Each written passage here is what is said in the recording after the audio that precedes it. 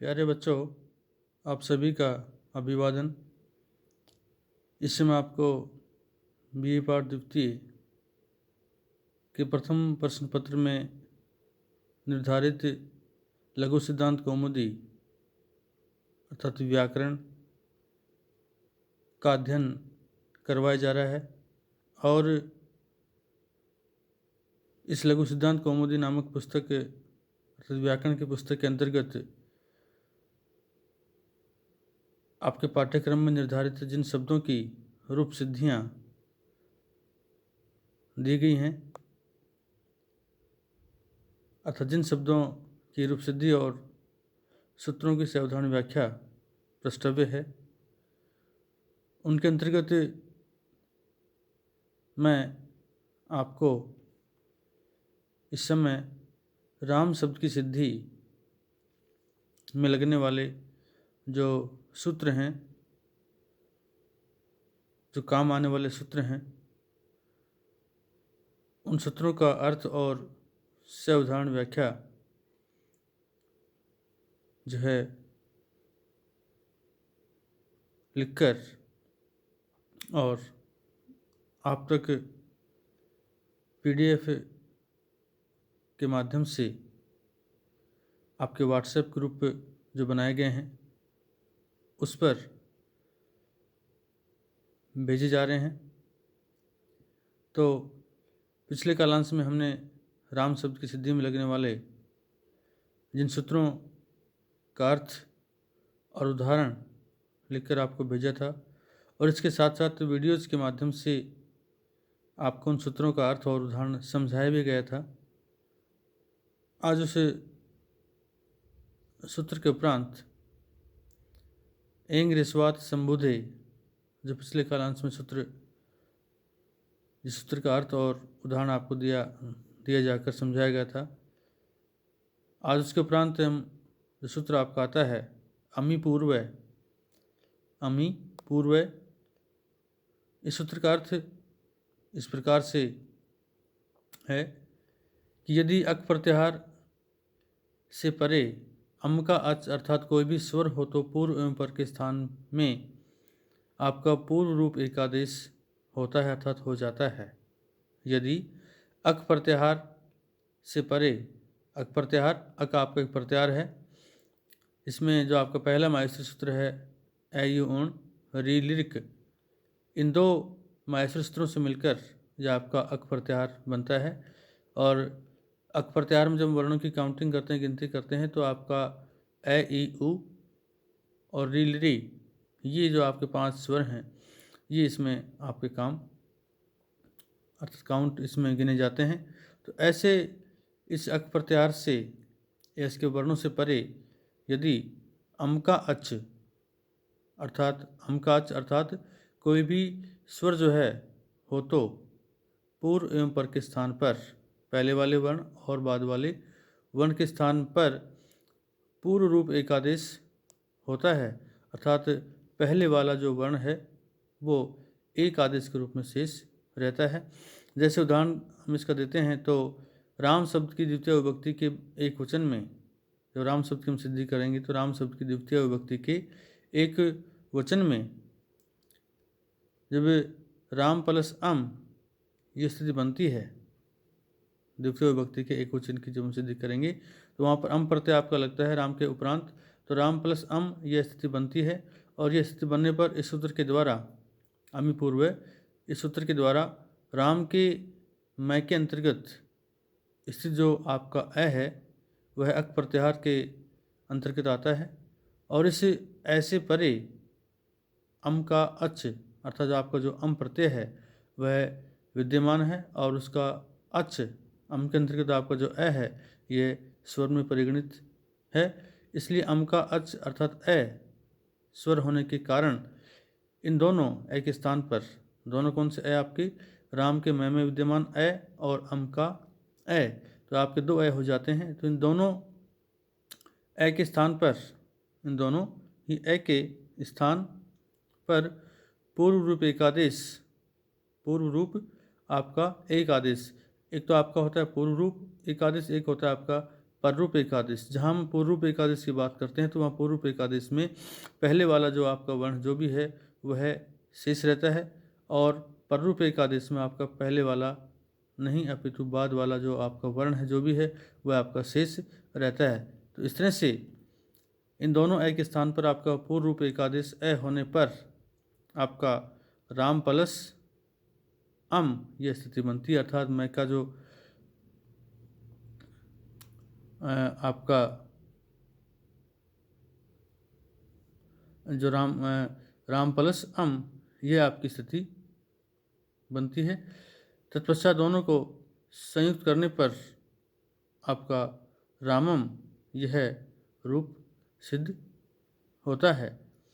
अर्थात यहाँ जो आपका पूर्व रूप एकादेश दोनों ए के स्थान पर आपका पूर्व रूप एक आदेश ए होने पर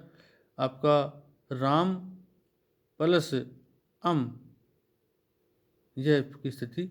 बनती है। अर्थात इसमें जो लिखा गया है इसमें थोड़ा सुधार आप कर लें कि क्योंकि पूर्व रूप आपका एक आदेश हुआ यहाँ पर, तो राम के मकार में जो आपका आकार है वह शेष रहेगा, और अम का जो आपका अ है वह समाप्त हो जाता है, अर्थात उसका लोप हो जाता है। इसलिए आपको फिर रूप बनता है राम प्लस मैं, राम प्लस मैं, और आप इन दोनों का जो आप संयुक्त करेंगे तो रामम अर्थात मैं अम का जो आपका आकार है वो समाप्त हो जाता है, और इन दोनों को आप जोड़ेंगे संयुक्त करेंगे तो आपका रामम यह रूप सिद्ध होता है। तो इस तरह से ये आपका अमीपूर्व सूत्र का अर्थ था और उसका हमने उदाहरण आपको दिया। इसमें थोड़ा सा आप सुधार कर लें उसमें कि जो राम के मैं में आपका हलंत लगाया हुआ है ये हलंत आपका यहाँ पर नहीं होगा, और अम का जो अ है यह जब आप इन दोनों को संयुक्त करेंगे तो आपका यहाँ से अलग हो जाएगा, और जब दोनों को संयुक्त करेंगे तो आपका रामम आपका रूप इस तरह सिद्ध होगा। दूसरा सूत्र आपका लसक्व तद्धिते, लसक्व तद्धिते। इसका अर्थ है यदि किसी प्रत्यय के आदि में अर्थात प्रारंभ में लय हो, स हो या कैवर्ग का कोई वर्ण हो, या कैवर्ग का कोई वर्ण हो और वह तद्धित प्रत्यय का न हो, और वह तद्धित प्रत्यय का जैसे आपका कृदंत और तद्धितांत जो आपके प्रत्यय हैं कृत प्रत्यय और तद्धित प्रत्यय, तो वह तद्धित प्रत्यय का न हो तो उस लय से एवं क वर्ग के वर्णों की इस सूत्र के द्वारा आपकी संज्ञा हो जाती है, और यह सूत्र आपका संज्ञा विधायक सूत्र है। इसके द्वारा केवल मात्र के लय से और क वर्ग के वर्णों की आपकी संज्ञा होती है, बशर्त वह लय से और क वर्ग के वर्ण जो हैं आपके तद्धित प्रत्यय के न हों। तो यहाँ उदाहरण के रूप में जैसे राम शब्द की द्वितीय विभक्ति के बहुवचन में, राम शब्द की द्वितीय विभक्ति के बहुवचन में आपका राम प्लस सस अर्थात द्वितीय विभक्ति के बहुवचन में आपका सुअवजस अमौट सस सस प्रत्यय आता है। तो द्वितीय विभक्ति के बहुवचन में राम के उपरांत सस प्रत्यय लगाने पर राम प्लस सस ये रूप बनता है अथवा ये स्थिति बनती है, और यह स्थिति बनने पर सस प्रत्यय तद्धित का नहीं होने के कारण अर्थात जो सस प्रत्यय है वह तद्धित का नहीं है, और इसीलिए तद्धित का न अथवा नहीं होने के कारण इसके आदि में स्थित जो आपका तालव्य सकार है स है, इस स की इत संज्ञा हो जाती है, अर्थात स में जो आपका स्वर अ है वह तो बाहर निकल जाता है, और केवल मात्र हल व्यंजन स की अर्थात स हलंत की इस सूत्र के द्वारा आपकी संज्ञा होती है, और फिर राम प्लस इस संज्ञा होती है, और फिर आपका तस्य लोप जो सूत्र आता है जैसे कि आपको पहले बताया गया था कि तस्य लोप है उसका लोप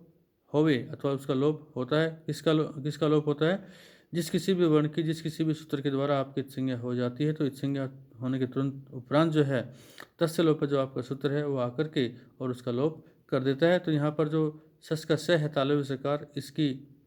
लसक व तद्धित सूत्र के द्वारा आपकी संज्ञा हुई है, और इत्संज्ञा होने के तुरंत उपरांत तस्य लोप सूत्र आकर इसका लोप कर देता है और इसके उपरांत स्थिति क्या बनती है आपकी, राम प्लस अस, अतः स में जो आपका ए था हमने वो बाहर निकाल लिया था। स्वर जो है क्योंकि इत्संज्ञा आपकी केवल मात्र से व्यंजन की ही हुई थी, इसलिए राम प्लस अस ये स्थिति बनती है। तत्पश्चात प्रथमे पूर्व सवर्ण जो आपका सूत्र है, उस सूत्र के द्वारा आपके मैं में स्थित ए और अस का ए, इन दोनों के स्थान पर पूर्व वर्ण का सवर्ण दीर्घ एकादेश आ होने पर, पूर्व वर्ण का सवर्ण दीर्घ एकादेश आ अर्थात ए प्लस ए के स्थान पर पूर्व वर्ण का सवर्ण दीर्घ एकादेश आ होने पर क्या बनता है आपका, रामा प्लस से, और इन दोनों को आप मिलाएंगे तो क्या बनता है आपका, रामास, यह रूप आपका बनता है। इसके उपरांत आपका सूत्र आता है तस्मात्सो न पुंसी, तस्मात्सो न पुंसी की इस सूत्र का अर्थ है पूर्व सवर्ण दीर्घ से परे, पूर्व सवर्ण दीर्घ यदि कहीं हुआ हो तो उस पूर्व सवर्ण दीर्घ से परे जो सस प्रत्यय का स है, जो सस प्रत्यय का, सस प्रत्यय जो कि द्वितीय विभक्ति के बहुवचन में आपका लगता है अथवा आता है, तो उस सस प्रत्यय का स है, उस स के स्थान पर आपका नकार अथवा न आदेश हो जाता है, उस के स्थान पर आपका नकार अथवा न आदेश हो जाता है। जैसे मान लीजिए राम शब्द की द्वितीय विभक्ति के बहुवचन में, राम शब्द की द्वितीय विभक्ति के बहुवचन में रामास से स्थिति बनती है, अंत में जाकर पूर्व सवर्ण दीर्घ होकर के, और रामास यह स्थिति बनती है।